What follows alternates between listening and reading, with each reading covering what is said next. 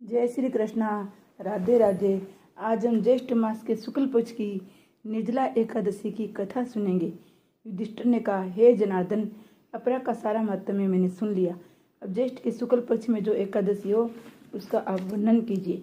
भगवान श्री कृष्ण बोले, राजन, इसका वर्णन परम धर्मात्मा सत्यवती नंदन व्यास जी करेंगे, क्योंकि संपूर्ण शास्त्रों के तत्व वेद विदागों के पारगत विद्वान हैं। तब वेद व्यास जी कहने लगे, दोनों ही पक्षों की एकादशी को भोजन न करें।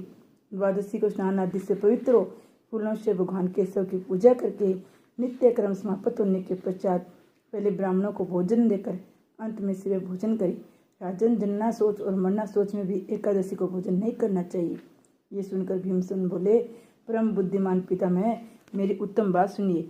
राजा युधिष्ठिर, माता कुंती, द्रौपदी, अर्जुन, नकुल, सहदेव एकादशी को कभी भोजन नहीं करते था। मुझसे भी हमेशा यही कहते हैं कि भीमसेन, तुम भी एकादशी को अन्न न खाया करो, किंतु मैं इन लोगों से यही कह दिया करता हूँ कि मुझसे भूख सही नहीं जाती। भीमसेन की बात सुनकर व्यास जी ने कहा, यदि तुम्हें स्वर्गलोक की प्राप्ति अभिष्ट है और नरक को दूषित समझते हो तो दोनों पक्षों की एकादशी को भोजन न करना। भीमसेन बोले, महाबुद्धिमान पितामह है, मैं आपके सामने सच्ची बात कहता हूँ। एक बार भोजन करके भी मुझसे व्रत नहीं किया जा सकता, फिर उपवास करके तो मैं रह भी कैसे सकता हूँ।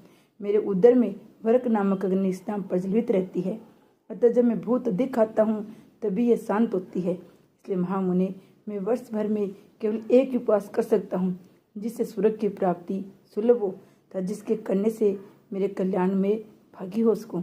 ऐसा कोई व्रत निश्चय करके बताइए, मैं उसका यथोचित रूप से पालन करूँगा।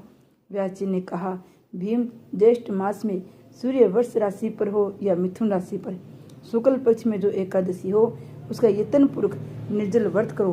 केवल कुंडा ही आचमन करने के लिए मुख में जल डाल सकते हो, उसको छोड़कर किसी प्रकार का जल विद्वान पुरुष मुख में नहीं डाले, अन्यथा व्रत भंग हो जाता है।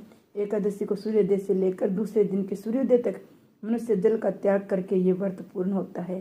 तदनंतर द्वादशी को निर्मल प्रभात काल में स्नान करके ब्राह्मणों को विधि पूर्वक जल और श्रवण का दान करे। इस प्रकार जब सारा कार्य पूरा हो जाए तो जितेंद्रिय पुरुष ब्राह्मणों के साथ भोजन करे।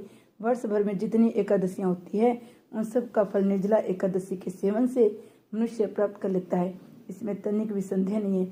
शंख चक्र गदा धारण करने वाले भगवान केशव ने मुझसे कहा था, यदि मानव सबको छोड़कर एकमात्र मेरी शरण में आ जाए और एकादशी को निरा रहे तो वह सब पापों से मुक्त हो जाता है। एकादशी का व्रत करने वाले पुरुष के पास विशाल काय, विकराल आकृति वाले, काले रंग वाले, दंड पासधारी भयंकर यमदूत नहीं जाते। अंतकाल में पीताम्बरधारी, सौम्य संभाव वाले, हाथों से सुदर्शन धारण करने वाले, मन के समान वेग वाले विष्णु दूत आकर इस वैष्णव पुरुष को भगवान विष्णु के धाम में ले जाते हैं। अतः निर्जला एकादशी को पूर्ण यत्न करके उपवास करना चाहिए। तुम भी सब पापों की शांति के लिए यत्न के साथ उपवास और श्री हरि का पूजा करो। स्त्री या पुरुष यदि उसने मेरु पर्वत के बराबर भी महान पाप किया हो तो सब एकादशी के प्रभाव से भस्म हो जाती हैं। जो मनुष्य उस दिन जल के नियम का पालन करता है वह पुण्य का भागी होता है। उसे एक एक पहर में कोटि कोटि स्वर्ण मुद्रा दान करने का फल प्राप्त होता सुना गया है। मनुष्य निर्जला एकादशी के दिन स्नान, दान, जप, होम आदि से जो कुछ भी करता है वह सब अच्छे होता है। ये भगवान श्री कृष्ण का कथन है। निर्जला एकादशी को विधि पूर्वक उत्तम रीति से उपवास करके मानव वैष्णव पद को प्राप्त कर लेता है। जो मनुष्य एकादशी के दिन अन्न खाता है वह पाप भोजन करता है, इस लोक में वह चंडाल के समान है और मरने पर दुर्गति को प्राप्त होता है। जो ज्येष्ठ के शुक्ल पक्ष में एकादशी को उपवास करके दान देंगे वे परम पद को प्राप्त होंगे। जिन्होंने एकादशी का उपवास किया है वे ब्रह्म हत्यारे, शराबी, चोर, गुरुद्रोही होने पर भी सब पातकों से मुक्त हो जाते हैं। हे कुंती नंदन, निर्जला एकादशी के दिन श्रद्धालु स्त्री पुरुषों के लिए जो विशेष दान और कर्तव्य विहित है उसे सुनो।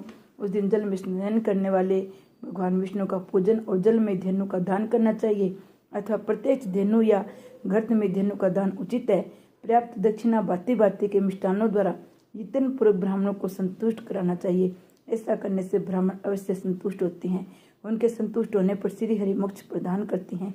जिन्होंने सम दम दान में प्रवृत्त तो श्री हरि की पूजा, रात्रि में जागरण करके इस निर्जला एकादशी का व्रत किया है, उन्होंने अपने साथ ही बीती हुई 100 पीढ़ियों को और आने वाली 100 पीढ़ियों को भगवान वासुदेव के परम धाम में पहुंचा दिया है। निर्जला एकादशी के दिन अन्न, वस्त्र, गो, जल, सैया, सुंदर आसन कमंडल छाता दान करना चाहिए।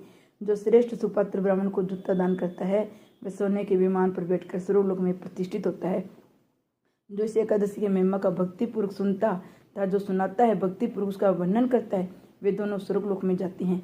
चतुर्दशी युक्त अमावस्या को सूर्य ग्रहण के समय श्राद्ध करके मनुष्य जिस फल को प्राप्त करता है वही इसके श्रवण मात्र से भी प्राप्त होता है।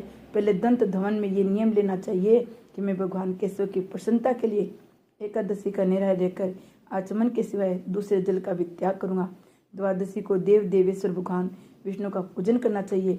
गंध धूप पुष्प और सुंदर वस्त्र से विधि पूर्वक पूजन करके जल का घड़ा संकल्प करते हुए निम्नाकित मंत्र का उच्चारण करें। देव देव हर्षि के संसार वर्ण तारक उद कुंभ प्रधान नय माँ ब्रह्मागतिम। संसार सागर से तारने वाले देव देव हर्षि के जल के घड़े का दान करने से आप मुझे परम गति को प्राप्ति कराइए। भीमसेन ज्येष्ठ मास में शुक्ल पक्ष की जो शुभ एकादशी होती है उसका निर्जल व्रत करना चाहिए। उस दिन श्रेष्ठ ब्राह्मणों को शक्कर के साथ जल के घड़े का दान करना चाहिए।